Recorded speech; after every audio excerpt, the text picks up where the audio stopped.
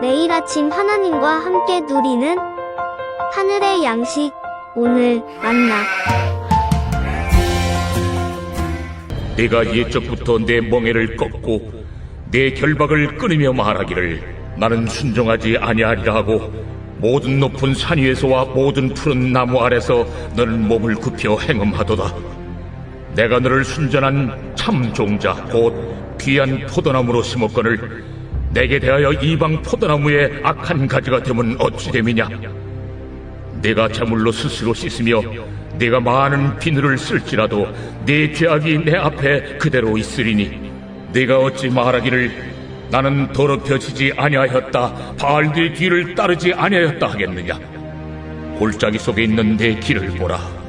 내 행한 바를 알 것이니라. 발이 빠른 암낙타가 그의 길을 어지러이 달리는 것과 같았으며 너는 광야에 익숙한 드람나귀들이 그들의 성욕이 일어남으로 헐떡거림 같았도다. 그 발전기에 누가 그것을 막으리요 그것을 찾는 것들이 수고하지 아니하고 그 발전기에 만나리라.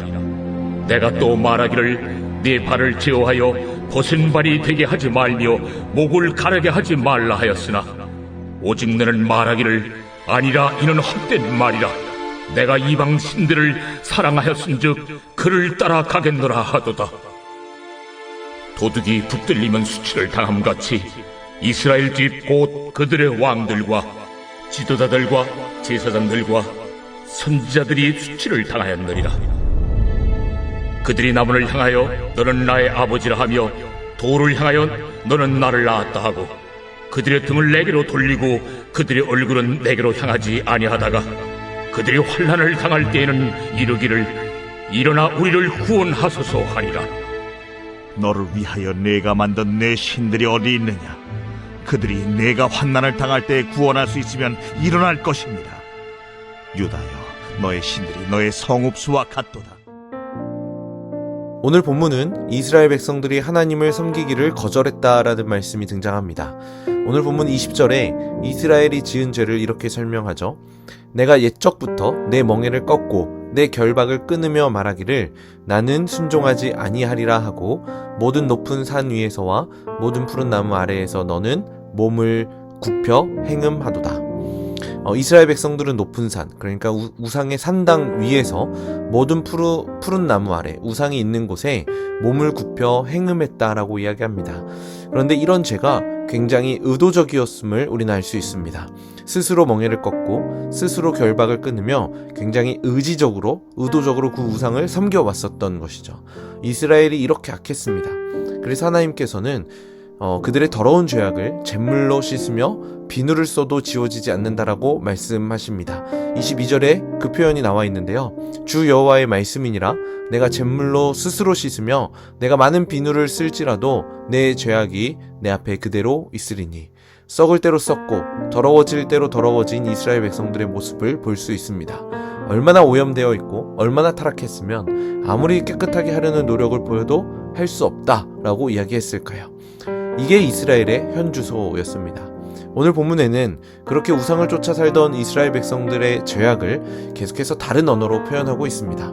23절 뒷부분에 보시면 발이 빠른 암낙타가 그의 길을 어지러이 달리는 것과 같다. 그리고 24절에도 보시면 광야에 익숙한 들 암나귀들이 그들의 성욕이 일어남으로 헐떡거림 같다. 27절에는 나무를 향해서는 나의 아버지, 돌을 향해서는 나의 어머니다 라고 이야기하죠. 그러니까 우상을 섬기는데 향방 없이 어지러이 달려가고 음행과 정욕을 위해서는 헐떡거리고 우상을 향해서 엎드리는데 주저하지 않았었던 그 이스라엘 백성들의 모습을 보게 되는 겁니다. 그런데 이렇게 이런 이스라엘 백성들을 향해서 하나님께서는 다시 한 번 더 회개의 기회를 주시기도 합니다. 25절에 그런 회복을 주시고자 하는 하나님의 마음이 잘 드러나는데요. 내가 또 말하기를 내 발을 제어하여 벗은 발이 되게 하지 말며 목을 가라게 하지 말라 하였으나 오직 너는 말하기를 아니라 이는 헛된 말이라. 내가 이방 신들을 사랑하였은즉 그를 따라가겠노라 하도다. 이 말씀에서 하나님께서 말씀하시는 겁니다. 제발 우상 따르지 말고 나에게로 와라. 그런데 이스라엘 백성들이 거기에 대답하는 겁니다. 아닙니다. 나는 이방 신들을 사랑했으니 그들을 따라가겠습니다. 여러분, 우리는 어떤 길을 가고 있습니까? 그런데 참 웃기고 황당한 것은 이스라엘 백성들이 어려움을 겪을 때의 이스라엘 백성들의 모습입니다. 그들이 힘들고 어려우니까 그때 하나님을 다시 찾습니다. 27절에 보면 그들이 환난을 당할 때에는 이르기를 일어나 우리를 구원하소서. 어려우니까 하나님을 향해서 구하는 거죠. 하나님 도와주시고 나를 구원해 주옵소서. 얼마나 영악하고 얼마나 조악합니까? 자신들의 형편과 상황에 따라서 하나님을 마음대로 찾고 있는 이스라엘 백성들의 모습을 보게 됩니다. 이런 문구들을 보게 되면 이스라엘 백성들이 우상을 아주 잘 섬겨왔지만 하나님의 존재에 대해서 의심했었던 것은 아닌 듯 보입니다. 이스라엘 백성들이 하나님과 우상 중에서 양자택일을 했었던 게 아니라 그들의 근본에는 하나님을 향한 갈망이 있었다라는 것이죠. 그런데 그 하나님만을 바라보려고 하니까 자기들의 뜻대로 되지 않았었던 겁니다. 하나님을 섬기기에는 내가 버려야 하고 포기해야 할 부분이 너무나 많이 있었던 거죠. 그래서 자기의 상황과 형편에 맞게 하나님을 섬겨왔었던 겁니다. 우리의 모습은 어떻습니까? 우리는 어떤 상황과 형편에도 하나님만을 따라갈 열정이 있습니까? 어쩌면 이 유다 백성들의 모습이 우리의 모습일 수도 있겠다 싶습니다. 내가 불편하면 잠시 하나님을 제외하고 내 욕망을 따라 살아갑니다. 잠시 하나님의 이름은 뒤로 밀어두는 것이죠. 그런데 힘이 들고 어려울 때는 다시 하나님을 찾습니다. 하나님, 왜 내 삶에는 안 계시는 겁니까? 왜 나는 안 도와주시는 겁니까? 그런데 우리는 분명히 기억해야 합니다. 하나님을 찾지 않았었던 건 우리였습니다. 내 생각대로만 하나님이 일하시길 원했고 내가 원하는 방식대로만 하나님이 일하길 원했습니다. 그래서 우리는 다시금 하나님의 시선으로 회복되어져야 할 필요가 있습니다. 하나님이 돌아오라고 하실 때 돌아와야 합니다.